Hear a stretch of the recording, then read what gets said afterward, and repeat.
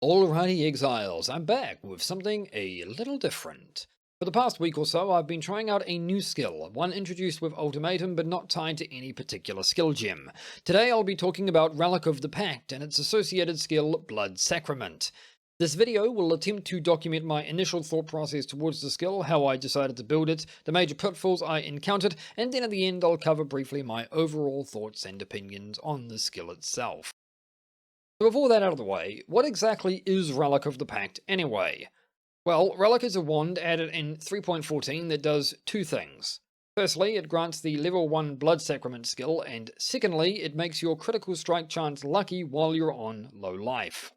Blood Sacrament is a point-blank area of effect channeling skill that reserves more and more of your life, building up in power until you either run out of life to reserve, or release the skill manually, at which point it explodes in an area dealing physical damage based on how much life you reserved.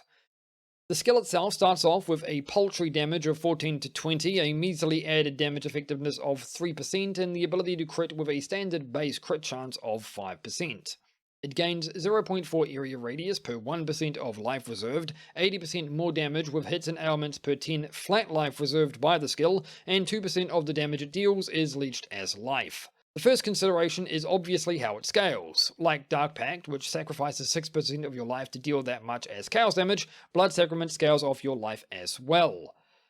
The amount it reserves per tick starts at 3%, but this can be increased by a few things, notably Essence Worm, Supreme Ego, and specific support gems slotted into the weapon itself, as well as certain items like Memory Vault.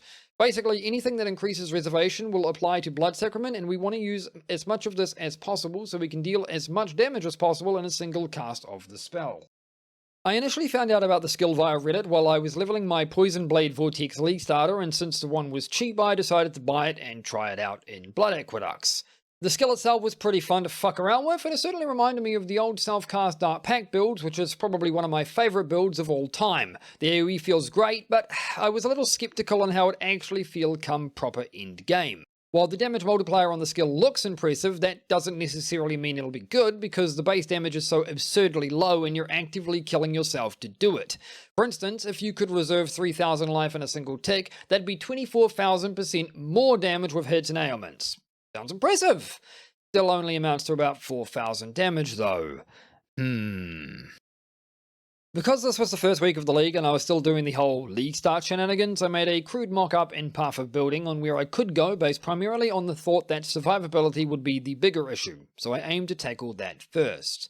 This initial tree was based around taking Mind Over Matter as your core defensive layer, Pain Attunement for an easy damage boost, and as much life as reasonably possible. I also thought about Block with Glancing Blows, though I wasn't really sold on that idea.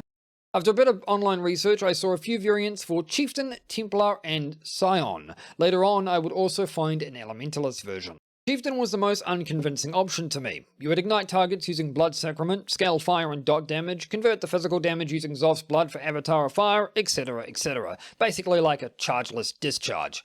Chieftain can have impressive levels of life regen, but this isn't really all that great when you're ideally losing half your life every 200 milliseconds or so. I considered it the pinnacle glass cannon. It might do good damage, but it'll probably die to a stiff breeze. It would also rely heavily on ignite proliferation for any kind of clear speed, so I basically ignored it right from the get-go. So I instead focused myself on Templar, mostly Heirophant. Heirophant would give us a boosted Mind Over Matter, immunity to elemental ailments, and a fucking massive area of effect. I also considered scaling Energy Shield as your primary buffer, but figuring out how to actually sustain that is another matter entirely. I also opted to use Petrified Blood. If you use Memory Vault, this is technically not necessary because you'll reach low life every time you cast a skill anyway, but I wasn't really sold on Memory Vault, as I'll explain in a bit. Petrified Blood would keep us at low life, enabling the Pain Attunement keystone, while also effectively giving us Slayer Leech, which is a nice bonus. After considering Heirophant, I also thought about Guardian and Inquisitor. Inquisitor has more base damage output, but can also reliably regenerate Energy Shield even with Petrified Blood active due to Consecrated Ground and Pious Path. You have the same elemental ailment immunity, and you can actually scale crit pretty good as well. While Battle Mage sounds good on paper, the rigid focus on unique items makes a shield much better for resistances overall. Guardian, on the other hand, is an interesting alternative. Harmony of Purpose should work, giving you max charges. Bastion of Hope improves your block chance and gives stun immunity after blocking, while Time of Need is used in conjunction with Zealot's Oath to give a reliable way of sustaining your energy shield. The fourth pick is kind of whatever though. Radiant Faith could be useful as it'd give you a chunk of armor, but only while you're channeling, which you're not really doing for very long, and Radiant Crusade is just going to be figuring out how to have 5 minions up all the time. Or, God forbid, playing in a party. Ugh. Scion and Elementalist were 2 options I also saw. In short, Scion is a hybrid of Heirophant and either Chieftain or Elementalist. Frankly, Scion can sometimes feel like a half-baked knockoff of the real thing, and in this case I just didn't see any compelling reason not to just go the proper ascendancies, as you simply lose too much with Scion. Elementalist, on the other hand, looked alright, and this dude, whose name I'm not even going to try to pronounce, made a Reddit post that looked pretty good. It relies on golems, as usual, so I just inherently do not like it. I don't like golems as they have a tendency to be easily destroyed on high-level content. I've particularly seen golems struggle a bit on ultimatums on other people's builds, so I just kinda want to avoid all that nonsense. It's also way more dependent on uniques than the other variants are, which are already extremely unique dependent. And finally, it's an Ignite-based build where I was hoping to just scale the hit. Not a bad option, just not what I was looking for personally.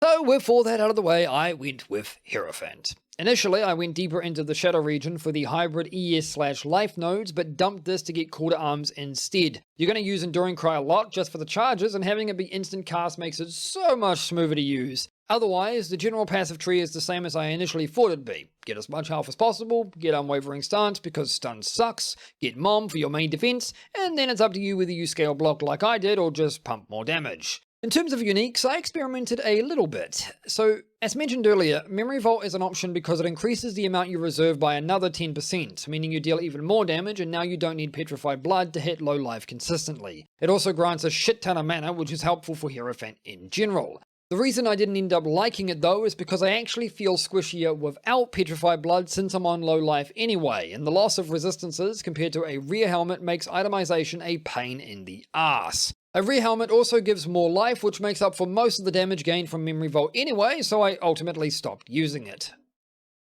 For body armor, I initially chose Kaom's Heart because massive health pool. I saw a few people recommending the Ivory Tower though because it gives a ton of energy shield per life reserved and some other good stuff. But because you only reserve that life for less than half a second, you'll never have the energy shield long enough for it to ever matter. The only good thing about the Ivory Tower is that chaos damage will be taken from mana before life, and this is what I primarily tested it for. I think it's good, but you lose a lot of damage and just overall effective health without chaos. For gloves, I initially tried Repentance for Iron Will since it grants a decent chunk of damage, but really, if damage is your preference, just use Melagaro's Virtuosity because they're strictly better. Demon Stitcher are the gloves I settled on because while they're not really all that amazing either, they give us a source of energy shield sustain. My ideal setup would have around 7,000 life or so, which means I'd sacrifice 350 of that to get as much energy shield, which would ideally be about 15% of my energy shield pool, which is not bad, honestly. I wasn't 100% sold on them either, frankly, and think rare gloves or Malagaros would just be better in general. Rings are essence worms, not negotiable. They provide far too much increased reservation not to use, unfortunately. Absolutely useless outside of allowing us to use both Petrified Blood and another aura for free, since while Petrified Blood reserves mana and functions like an aura, it's not affected by Supreme Ego's limitation. Very convenient. Shield, on the other hand, is slightly up for debate. I initially tried Rathpith's Globe and the damage is very good, but losing an additional 4% life when you spam the shit out of Blood Sacrament feels really bad. I'd say only use this if you're not using Demon Stitcher, otherwise a basic shield will do you fine. You'll probably need the resists anyway. The Immortal Will, however, is an option I'd like to try, but didn't feel like paying an Exalt for the privilege. I want to see if the damage increase actually works with Blood Sacraments, because I have no idea, and I want to see if the minion will summon even if you're only spamming one tick of Blood Sacraments channel. Could be good, as the minion itself gives you some decent buffs like stun and ailment immunity, as well as flat damage reduction, meaning you could possibly just go Inquisitor. Belt! My initial idea was to use Replica Soul Tether for Corrupted Soul, effectively doubling our energy shield. Since actually sustaining the shield is the more difficult problem though, I'm not really sure how it'd pan out. Again, like the Immortal Will, I'm just too cheap to go out and buy it. You could also use the Timeless Jewel variant, which honestly might be better if the jewel itself gives you some good passives. Arn's Anguish, on the other hand, is a belt I saw from that Elementalist build and it feels pretty good. It converts endurance charges to brutal charges, so instead of getting physical damage reduction and resistances, brutal charges give us a 3% chance per charge to deal triple damage. It's like 25% extra damage on average, but it feels damn nice watching a boss get fucking chunked, especially with how fast we spammed the skill. So to quickly recap what I would ultimately use, I took Kaom's Heart for max health, which directly increases our damage and survivability, Arn's Anguish for both a hefty damage boost and a sizable life increase. For jewels, Clear Mind is a no-brainer because we're not reserving any mana at all, while Intuitive Leap is not necessary, but nice to have. For gloves, I would basically just swap between Demon Stitcher or Malagaro's Virtuosity, depending on how I felt that day, and 2 Essence Worms are completely mandatory, with everything else being generic rare gear. Overall, while I like the idea of Blood Sacrament and certainly a fun build to fuck around with, I found it very hard to scale the damage without being a major glass cannon. It's not unlike Dark Pact in both feel and function, though Dark Pact felt much better in its prime because Leech was just much stronger before Vaal Pact was nerfed. I did end up trying Guardian and can confirm Harmony of Purpose works with Blood Sacrament, as expected. Time of Need and Zealot's Oath is fine, you'll just struggle to get as much energy shield as you would on a Heirophant. Technically, Heirophant could use Zealot's Oath with Enduring Cry, though I never tried that to see how well it'd feel, and frankly, I don't think it would work too good anyways. But does Guardian ultimately feel better than Heirophant? No. Not really. In the end, the same problem applies. It's squishy either way because you're sacrificing half your health with no solid damage to make up for it. Really, I should have probably just gone Chieftain after all. The real killer for this build though is that it genuinely hurts to play. Optimal usage relies on spamming the ever-loving fuck out of Blood Sacrament, and unless you're down to use a macro for this, you're going to destroy your fingers after just an hour of button mashing. Binding it to the keyboard is way more comfortable, but I find it significantly harder to do anything else like popping cooldowns and flasks. Memory Vault sort of fixes this because the increased reservation means the skill automatically explodes after 1 tick, but you never really want to be standing still for long in Path of Exile anyway, so spam clicking and doing a sort of stutter step is more ideal for this kind of build. Or, simply put, the Ignite version would have probably felt better.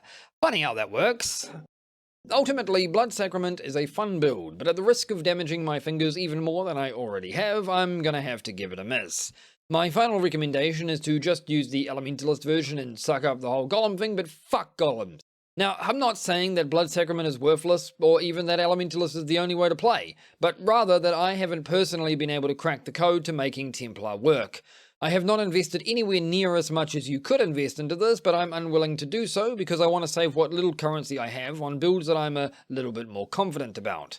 I am, however, completely open to suggestions on where to go next, though I likely won't be playing much of it just because it genuinely starts hurting after about an hour or so.